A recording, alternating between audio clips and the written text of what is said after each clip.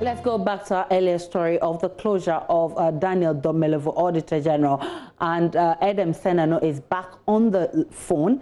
He's co-chair of the Citizens Movement Against Corruption. Edem, you were earlier making the point about the explanation offered by the Audit Service Board Chairman that Mr. Domelevo did not approach the acting Auditor General before coming to the office, and that was why his office was locked.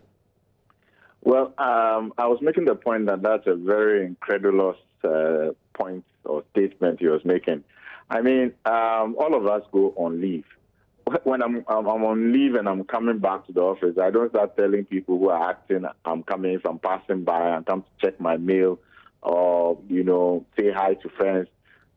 This is really, either you want to look at it as being very petty, or else, I mean, if this is what we are going to spend our time focusing on as the board of the audit service, then we've gotten everything topsy-turvy.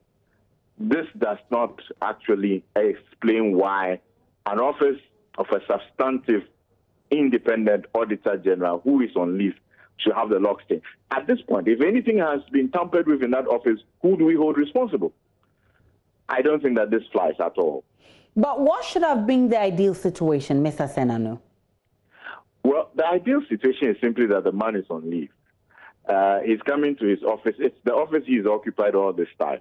It is not as if there are any criminal things against him, so one will say he's on suspension, so hand over keys, hand over property, don't be around. Nothing of that sort has transpired.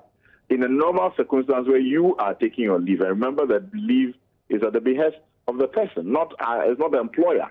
You are taking your leave, you may leave some things on your table, decide that you'll pop in after a week and pick them up.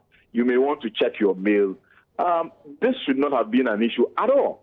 There should have been no difficulty about the fact that he's walked in and gone to his office and moved out or checked his mail, etc.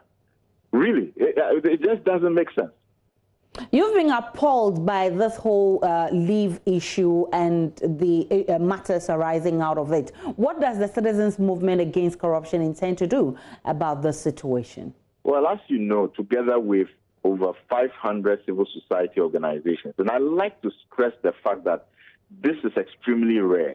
To get all the NGOs, civil society organizations say there's everything manifestly wrong with what has happened.